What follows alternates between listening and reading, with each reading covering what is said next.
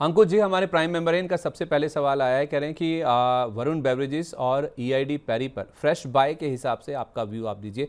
Arun sir, Varun beverages और EID पैरी, Varun beverages को लेकर तो आई थिंक एक खबर भी है, आज एक इंपॉर्टेंट अपडेट आया है इनकी ओर से। केनिया की इनकी एक सब्सिडरी है जिसके जरिए इन्होंने देवयानी फूड इंडस्ट्रीज केनिया के साथ एक बिजनेस ट्रांसफर एग्रीमेंट किया है। डेयरी बेवरेजेस, जूस और जो पैकेज ड्रिंकिंग वाटर है उसका बिजनेस ये खरीदने जा रहे हैं। करीब 305 करोड़ रुपए के आसपास की रकम में ये सौदा तय हुआ है केनिया की इनकी सब्सिडरी के जरिए। 1 अगस्त तक ये पूरा भी हो जाएगा, जिसमें ये जो इनका बेवरेजेस कारोबार है उसको ये कंपनी एक्सपैंड कर पाएगी और इनकी जो मौजूदगी है, जो प्रेजेंस है इस सेगमेंट में, वो भी और ज़्यादा बढ़ती हुई नज़र आएगी। वरुण बेवरेजेस और ईआईडी पैरी, सर फ्रेश बाय के हिसाब से ये पूछ रहे हैं कि इन लेवल्स पर किया जा सकता है? देखिए संदीप जी, वीबीएल की जहाँ तक बात है 470 480 का अच्छा बेस है और लगभग 540 से लगातार स्टॉक गिर रहा है। तो एक रिवर्सल के अगर संकेत मिलते हैं तो 475 के आसपास एक बेट लिया जा सकता है, क्योंकि 470 इसका मल्टीपल वीकली सपोर्ट है, तो वहां से एक बाउंस जरूर स्टॉक में देखने को मिल सकता है। तो 484 के आसपास है। अगर हल्का फुल्का करेक्शन 480 के पास भी मिलता है तो वहां पे एक आप कह सकते हैं कॉन्ट्रा व्यू ले सकते हैं। 470 का स्ट्रिक्ट स्टॉप लॉस लगाना चाहिए। बाकी चार्ट में ऐसी कोई बड़ी आप कह सकते हैं बड़ी बुलिशनेस नहीं है, तो बड़ी क्वांटिटी में या एग्रेसिव ट्रेड करने की सलाह नहीं है। पर अगर किसी को लेना है तो 480 के पास एक रिवर्सल का ट्रेड जरूर ले सकते हैं। 470 का स्टॉप लॉस होना चाहिए। और ईआईडी पैरी? संदीप जी, ईआईडी पैरी की जहां तक बात है, ओवरऑल चार्ट देखें तो चार्ट एक रिवर्सल के संकेत दिखा रहा है। इसको ब्रेकआउट पे खरीदे। अगर ये स्टॉक 775 के ऊपर निकलता है, अगर आज का हाई निकलता है तभी इसमें एक बड़ा मूव आ सकता है। तो 775 के ऊपर निकलता है तो बाई करें। 760 का स्टॉप लॉस लगाएं। 805 से 810 के टारगेट आ सकते हैं। एक रिवर्सल के संकेत जरूर है, पर 775 के ऊपर इसको बाई करना चाहिए। 775 के ऊपर ही आप इसको बाय करें तो आपके लिए ज़्यादा बेटर रहेगा। राजेश जी, जीएम ब्रेवरीज, इसको देखिए 9 तारीख को इसके रिजल्ट्स आने वाले हैं और इसको लेकर अभिषेक सिंगला जी का हमें एक सवाल आया, कह रहे हैं कि इसका रिजल्ट्स तक का टारगेट क्या होगा, क्योंकि नॉर्मली हम देखते हैं कि सर रिजल्ट्स के आसपास इनके रिजल्ट्स पहले ही आ जाते हैं, स्टार्टिंग में ही 9 जुलाई को टीसीएस के रिजल्ट्स हैं, इनके भी रिजल्ट्स हैं, तो ऑलमोस्ट कह सकते हैं क्योंकि बड़ी कंपनी टीसीएस है तो ज़्यादातर लोग उसी को ज़्यादा फोकस करते हैं, लेकिन ये भी रिजल्ट सीज़न को शुरुआत यही कर देते हैं, आगाज़ यही कर देते हैं और मूवमेंट होता भी है और उससे कहीं ना कहीं पूरा जो लिकर स्पेस है उसके नतीजों का जो एक टोन है वो सेट हो जाता है। इनके पास सर 1080 रुपये के प्राइस पर 775 शेयर हैं। ऑब्वियसली इनको लॉस हो रहा है, पर शेयर कुछ 100 रुपये के आसपास का लॉस है। ये कह रहे हैं कि अगर यहाँ से लेकर रिजल्ट्स तक मैं देखूँ तो रिजल्ट्स का एक्सपेक्टेशन क्या है, क्या टारगेट हो सकते हैं स्टॉक के? सर चार्ट सेटअप तो पॉजिटिव है। मैं उम्मीद कर रहा हूँ कि 1050 तक के लेवल आपको देखने को मिल सकते हैं। नीचे में जो सपोर्ट है वो 950 का है और 1050 एक्सपेक्ट कर रहा हूँ कि रिजल्ट से पहले या रिजल्ट आने के बाद इनको मिल जाएंगे। अगर रिजल्ट पॉजिटिव आते हैं तो एक काउंटर आपको 1100 तक भी जाता हुआ दिख सकता है। चार्ट अभी पॉजिटिव है, जब तक ये 940 के नीचे क्लोज नहीं होता तब तक घबराने की जरूरत नहीं है। अच्छा, तो वो स्टॉप लॉस लगाकर ये बने रहें? ये बने रह सकते हैं। ठीक है, okay. Arun sir, JTL industries, इसको देखिए, सुशील जी हमारे एक दर्शक हैं, ये टेक्निकल एनालिसिस को फॉलो भी करते हैं। 85.5 रुपये पर इन्होंने जेटीएल इंडस्ट्रीज का शेयर ले रखा है। सर कह रहे हैं कि मैंने 92 रुपये 80 पैसे के लिए पोजीशन बनाई है। इनके पास पटेल रिटेल भी है, एंट्री इनकी 238 पर है, 262 रुपये के टारगेट के लिए, और एनआईटी लिमिटेड इन्होंने एंटर कर रखा है 99 के प्राइस पर, टारगेट 130 का है। पहले सर जेटीएल इंडस्ट्रीज देखिए, 92 रुपये 80 पैसे आपको आता हुआ दिख रहा है, जैसे यही सोच के चल रहे हैं?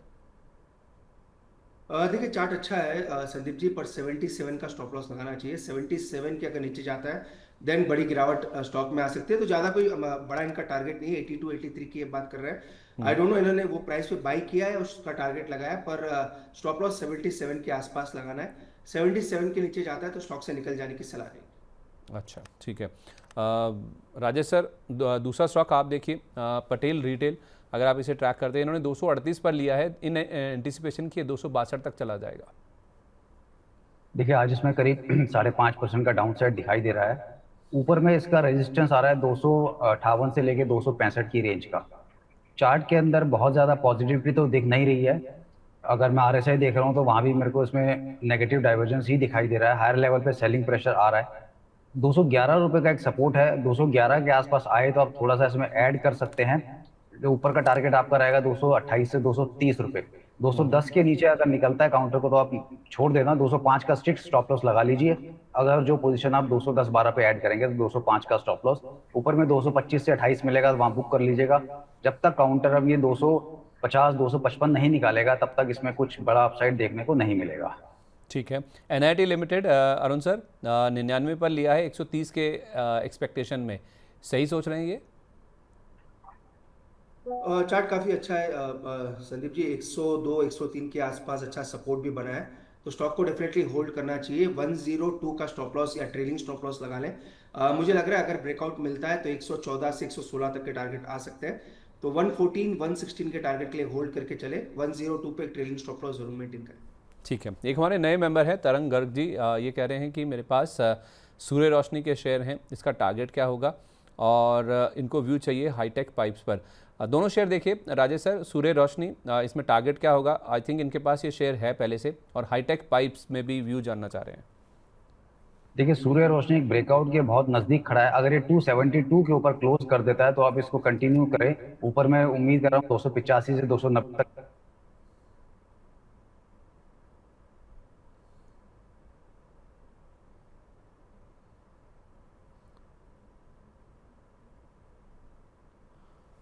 राजेश सर आपकी आवाज़ म्यूट हो गई, देखिए अगर आप आपके गलती से हो गया हो तो आपसे, आपकी आवाज़ नहीं आ रही है सर।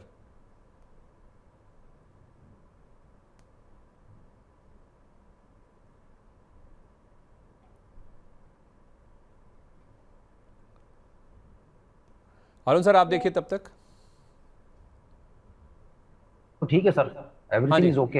हाँ प्लीज़ सर बोलिए, आपकी आवाज़ आ रही है। अब आ रही है sir? Yes yes sir, loud and clear. हाँ, मैं कहता था हाईटेक पाइप 88 89 के आसपास चल रहा है, ये भी एक छोटी सी रेंज में चल रहा है। इस रेंज का ऊपर में ब्रेकआउट 98 के ऊपर आएगा तो 98 के ऊपर निकल जाने के बाद काउंटर 110 112 की तरफ चलेगा, उस समय आपका स्टॉप लॉस 85 का होना चाहिए। अगर ये 85 83 ब्रेक कर दे तो फिर इस काउंटर को होल्ड करने से कोई मतलब नहीं है, फिर शायद ये 75 72 तक भी आता दिखेगा। ठीक है, ओके। ये राय होगी इन स्टॉक्स को लेकर। अच्छा, कुछ खबरों वाले शेयरों की बात करें जो आज ज़्यादा फोकस में है, लाइमलाइट में है। अरुण सर, दो स्टॉक्स हैं जो कि ज़्यादा फोकस में है। एक तो है RCF, जिनकी पूंजी जुटाने के ऊपर आज बोर्ड बैठक है, खास तौर पे FPO के जरिए हो सकता है कि ये पूंजी जुटाते हुए नजर आएँ। और बजाज ऑटो के बायबैक का आज आखिरी दिन है, 12,000 करोड़ रुपये का, ये 12,000 रुपये का ये बायबैक का प्राइस है, जिसमें टेंडर करने का आखिरी दिन है। क्या टेंडर कर देना चाहिए, और RCF में क्या करेंगे?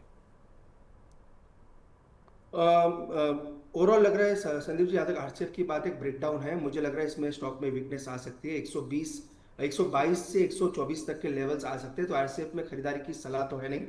थोड़ा वेट करें, क्या कुछ न्यूज फ्लो निकल के आता है। बजाज ऑटो में जैसा कि आपने सही कहा, आज एक लास्ट डे है टेंडर करने के लिए। 12,000 रुपए का इसका बायबैक का प्राइस है, पर चार्ट काफी मजबूत है। मुझे लग रहा है अगर बजाज ऑटो में आपको हल्की फुल्की गिरावट मिलती है तो आपको डेफिनेटली बाय करना चाहिए। थोड़ा नीचे में मिलता है तो अच्छी एक एंट्री बजाज ऑटो में हो सकती है। ठीक है, बजाज ऑटो में नीचे मिले तो लोअर लेवल्स पे खरीदारी करके आपको ज़रूर चलना चाहिए। राजेश सर, टाइटन के बिजनेस अपडेट्स आए हैं। बिजनेस अपडेट्स में देखें तो इनका बिजनेस काफ़ी अच्छा ग्रो किया है, 41% कंज्यूमर बिजनेस ग्रो किया, घरेलू बिजनेस में 37% की ग्रोथ है, इंटरनेशनल बिजनेस तो 128% ग्रो किया है, ज्वेलरी कारोबार में भी 39% की ग्रोथ रिपोर्ट करी है। 77 नए स्टोर खोले इन्होंने, और स्टोर संख्या बढ़कर अब 3,680 स्टोर्स तक पहुंचती हुई दिखी है। प्रीमियम सेगमेंट में भी बिक्री इनकी काफ़ी अच्छी रही है इस बार। तो टाइटन तो आज मूव कर ही रहा है अपने बिजनेस अपडेट्स के दम पर, 2% चला है, नया 52 वीक हाई भी इसने टच किया है। लेकिन Kalyan jewellers on the flip side अगर आप देखें तो आज बड़ी गिरावट स्टॉक में देखने को मिल रही है। इन्हीं बिजनेस अपडेट से कुछ लेना देना है या फिर कोई और रीज़न है? सर, हमें मालूम है कल्याण ज्वेलर में पहले भी काफी रेड फ्लैग्स आ चुके हैं, तो इस तरह की कंपनियों के अंदर देर सवेर कुछ ना कुछ नेगेटिव न्यूज आती ही रहती है। तो जब कभी भी कोई पॉजिटिव आए या स्टॉक प्राइस ऊपर जाए तो ऐसे काउंटर से एग्जिट करने का ही हमेशा मौका रहता है।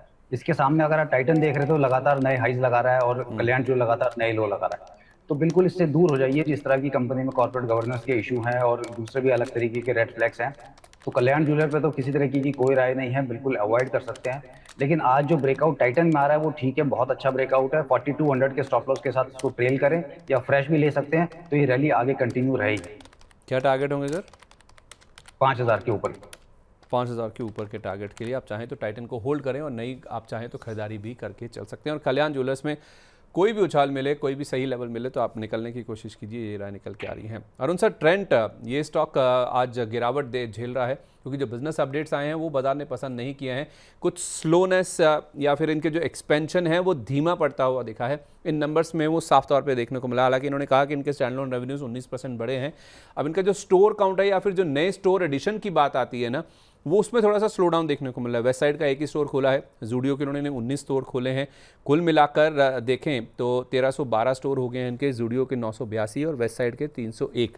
ये जो स्लो डाउन है इसी को लेकर चिंतित है। ब्रोकर्स की कुछ मिलीजुली राय भी निकल के सामने आई है, जिसमें सिटी ने एक बड़ा स्ट्रक्चरल चैलेंज उभरता हुआ सामने देखा है और जो कंपटीशन है वो इंटेंसीफाई हो रहा है।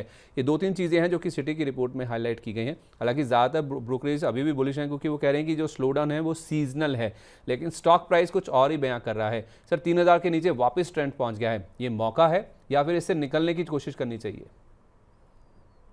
संदीप जी, यहाँ पे निकलने की सलाह नहीं है। मुझे लग रहा है गिरावट थोड़ी बढ़ेगी, ये तो क्लियर संकेत है। 2850 से 2900 तक जा सकता है, पर ऑलरेडी 12% डाउन है। अगेन कहाँ खरीदा है ये ज्यादा इंपॉर्टेंट है, उसी हिसाब से निकलने की सलाह रहेगी कि बाई प्राइस कहाँ पे किया है। पर फिलहाल मुझे लग रहा है 2850 से 2900 वहां तक के लेवल आ सकते हैं और 3 से 4% की गिरावट पेंडिंग है। तो 2850 एक अच्छा लेवल रहेगा संदीप जी। अगर किसी ने एंट्री मिस की है तो 2850 मुझे लग रहा है वहां पे एक अच्छी एंट्री बनेगी। तो फिलहाल अवॉइड करें बाइंग के लिए। मुझे लग रहा है 70 से 80 रुपए गिरावट और स्टॉक में आ सकती है। लेकिन खरीदना ही है नीचे में। बिल्कुल संदीप जी, एग्जिट की अभी सलाह नहीं है क्योंकि 12% डाउन है ऑलरेडी स्टॉक, और कहाँ पे खरीदा है वो इंपॉर्टेंट है।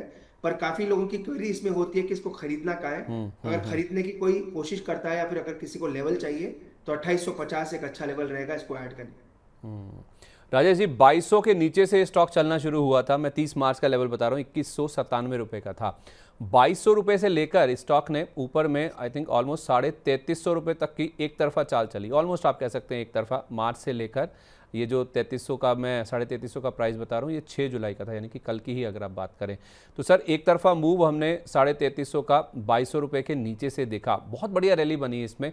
अब ये जो जिस तरह के बिजनेस अपडेट्स आए हैं ये फिर से पिक्चर कुछ डाइसी सी क्रिएट कर रहे हैं। इतनी बड़ी रैली के बाद ये जो गिरावट है ये क्या शो कर रहा है सर? तो देखिए, प्राइस एक्शन आपको सब कुछ बता देता है।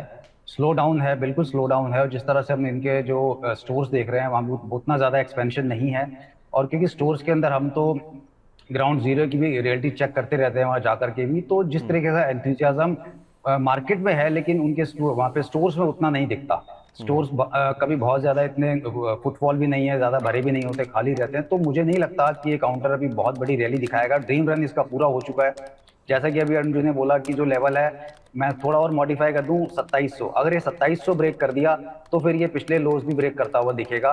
तो बिल्कुल इसको किसी भी उछाल पर एग्जिट ही करना चाहिए। अगर आपको ये काउंटर 3100 3150 भी मिलता है तो एग्जिट लेने में ही भलाई है। ऊपर जाएगा तो बात की बात है, अपसाइड लिमिटेड है तो और दूसरे स्टॉक्स है जहां इन्वेस्ट करके रख सकते हैं। इस वाले काउंटर से तो दूर ही रहेंगे तो बेटर है। ठीक है अरुण सर, जाने से पहले एक बार मुझे वेदांता वाले स्टॉक्स पे आपकी राय दे दीजिए। ये जो वेदांता ऑयल एंड गैस है बहुत ही अच्छा रनअप स्टॉक में देखने को मिला, लेकिन पिछले 2-3 दिन से लगातार ये गिरता जा रहा है। आज भी 7% का फॉल है। तो Vedanta oil and gas, Vedanta iron and steel या फिर वेदांता एल्यूमिनियम या फिर जो चौथा स्टॉक है पावर वाला, उस पर ज़्यादा फोकस करेंगे या फिर जो बची हुई कंपनी है वेदांता उसके ऊपर? वैसे संदीप जी टेक्निकली तो कोई ज़्यादा डेटा है नहीं तो उसमें कोई वो नहीं है। पर यूजुअली फंडामेंटली जहाँ तक बात है हम लोग वेदांता एल्यूमिनियम को बाई करने की सलाह दे रहे हैं। पर टेक्निकली आज एक ब्रेकडाउन देखने को मिला है तो और थोड़ी गिरावट वेदांता एल्यूमिनियम में आ सकती है। 445 के आसपास है। एक आप कह सकते हैं टेक्निकली भी और फंडामेंटली कि इंडिया की सबसे बड़ी एल्यूमिनियम कंपनी बन चुकी है। तो मुझे लग रहा है नीचे में वेदांता एल्यूमिनियम पे आपको ध्यान रखना चाहिए। आज एक ब्रेकडाउन के संकेत है तो आज और हो सकता है कल तक भी आपको खरीदने की सलाह नहीं है। पर कहीं ना कहीं जब भी अगर रिवर्सल आता है तो वेदांता एल्यूमिनियम पर नजर रख के चल सकते हैं। ठीक है, वेदांता एल्यूमिनियम इस पर आप फोकस कीजिए। ये ज़्यादा फंडामेंटली साउंड कंपनी है जिस पर आप नज़र रख के चल सकते हैं। बहुत शुक्रिया आपका अरुण सर अपना कीमती समय देने के लिए। आज जिन भी स्टॉक्स पर चर्चा हुई, कोई डिस्क्लेमर सर? बिल्कुल संदीप जी, काफी स्टॉक्स पे डिस्कशन हुआ। वेदांता, ट्रेंट, ये सभी स्टॉक्स हम यूजुअली रिकमेंड करते रहते हैं पोजिशनल या कह सकते हैं लॉन्ग टर्म पर्सपेक्टिव से। तो क्लाइंट्स के पोर्टफोलियो में जरूर हो सकते हैं। मेरे पर्सनल पोर्टफोलियो में कोई भी स्टॉक। चलिए, बहुत शुक्रिया आपका सर। Good day. चलिए आगे बढ़ते हैं और कुछ एक स्टॉक्स और डिस्कस करते हैं और दर्शकों के सवाल भी लेते हैं। टाटा मोटर्स पीवी देखिए राजेश जी, एक बार इनके पैसेंजर व्हीकल का जो उत्पादन के नंबर्स आए हैं, Q1 का जो बिजनेस अपडेट इन्होंने दिया है उसमें बढ़ोतरी देखने को मिली है। घरेलू बिक्री में भी बढ़ोतरी हुई है इनकी, इन्होंने जो नंबर्स दिए उसके हिसाब से। और जो पैसेंजर व्हीकल पोर्टफोलियो है उसके ज़्यादातर सेगमेंट्स में आप देखें तो इन्होंने ग्रोथ दर्ज की है। टाटा मोटर्स पीवी सर, हाल फिलहाल की गिरावट के बाद ये स्टॉक का, क्योंकि तरह तरह की खबरों के चलते स्टॉक का पिटा है, गिरा है, क्या इन लेवल्स पर इन बिजनेस अपडेट्स के दम पर आप खरीदने की राय देंगे? सर 335 ये इम्पोर्टेंट मेक और ब्रेक लेवल है। अगर 335 के आसपास खरीदते हैं तो एक अच्छा रिस्क रिवॉर्ड बन जाता है 320 के स्टॉप लॉस के साथ। अदरवाइज चार्ट बहुत ज़्यादा पॉजिटिव नहीं है, अपडेट चाहे अच्छे हों लेकिन प्राइस स्ट्रक्चर वो नहीं बता रहा कि जिस तरीके से अपडेट आ रहे हैं। इससे ज़्यादा मैं TMCV पे ज़्यादा बुलिश हूँ। अगर वो आप किसी भी लोअर लेवल पे ऐड करके छोड़ते हैं तो लॉन्ग टर्म में इस PV से बहुत ज़्यादा रिटर्न आपको कमर्शियल व्हीकल में मिल जाएंगे। रीजन बीइंग सर, कोई टेक्निकल रीजन है या फंडामेंटल? टेक्निकल रीजन भी है, फंडामेंटल भी। हमने अभी पीछे सुना था कि गवर्नमेंट का ये मानना सोचना है कि जितने भी डीजल के ट्रक्स हैं उन सबको रिप्लेस करेंगे वो LNG से, या हो सकता है EV पर भी जाएं। तो अगर पूरे के पूरे अगर ट्रक्स चेंज होते हैं पूरे इंडिया के, तो फिर वहाँ डिमांड बहुत ज़्यादा निकल करके आएगी। तो वो चीज़ अभी हमें PV में नहीं दिख रही, CV के अंदर बहुत आगे ग्रोथ है। उसी को चलते अशोक लेलैंड भी है और टाटा मोटर कमर्शियल, दोनों के अंदर एक अच्छा मोमेंटम हम देख रहे हैं। अच्छा, ठीक है, ओके, परफेक्ट है। इसके साथ साथ जुबिलेंट फूडवर्क्स भी देखिए सर, जिनके बिजनेस अपडेट आए हैं। बढ़िया नंबर है सर, 14% इनका जो कंसोलिडेटेड रेवेन्यू है वो बढ़कर आया है और स्टैंडअलोन रेवेन्यू में भी 9.25% के आसपास की बढ़त है। इंडिया का जो डोमिनोज इंडिया का जो लाइक फॉर लाइक ग्रोथ है वो 2.5% के आसपास है। दिक्कत है डोमिनोज यूरेशिया की, जिसकी जो लाइक फॉर लाइक ग्रोथ है वो नेगेटिव आई है 1.3% पर। और तिमाही के दौरान इन्होंने अगर आप पूरे जुबिलेंट ग्रुप की बात करेंगे तो 76 नए स्टोर्स भी खोले हैं। जुबिलेंट फूडवर्क के बिजनेस अपडेट्स के बाद सर या फिर पूरा QSR स्पेस को अगर हम देखें, क्या ये जो मोमेंटम बना है आज पॉजिटिव साइड पर, ये सस्टेन होता हुआ नजर आएगा? नहीं,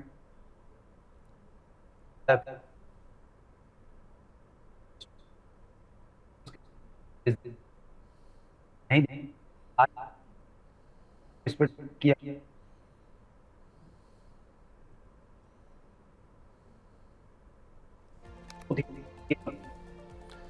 राजेश सर, आई थिंक लगता है कोई टेक्निकल इशू है, आपकी आवाज़ काफ़ी ब्रेक होके आ रही है, आप थोड़ा देखिए अगर इसको रिजॉल्व कर पाएँ। इस बीच में आपको बता दूं कि मार्केट्स में फ़िलहाल ऊपर में हमने 24,505 का एक हाई ज़रूर टच किया, लेकिन बाद में आप देखें तो प्रेशर बनता हुआ दिखा है। और अभी हम निफ्टी की जहाँ तक बात है तो 24,476 475 के आसपास आज आपको ट्रेड होता हुआ नज़र आएगा। तो वेदांता ग्रुप के स्टॉक्स में अब गिरावट है।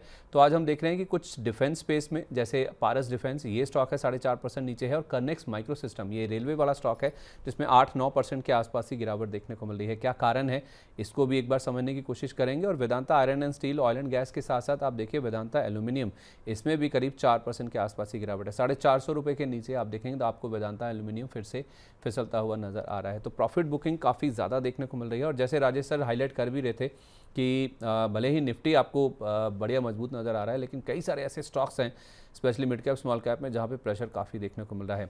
सर आपकी बात पूरी कीजिए, आप कुछ कह रहे थे। जी, मैं बोला था कि जुबिलेंट फूड के जो नंबर आते हैं उसके हम देख रहे हैं कि हर 2-3 महीने के बाद एक काउंटर में एक मूव आता है, लेकिन वो मूव सस्टेन नहीं होता, फिर से हम नए लो लगा देते हैं। तो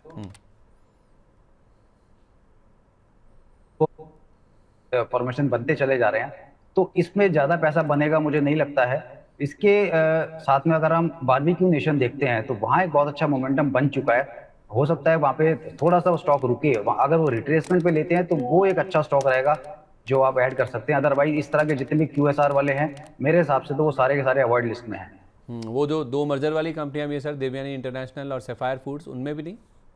बिल्कुल अलग हो जाना चाहिए उनसे भी। और बारबेक्यू नेशन किस लेवल पर मिले तो लिया जाए? मैं देखता हूँ,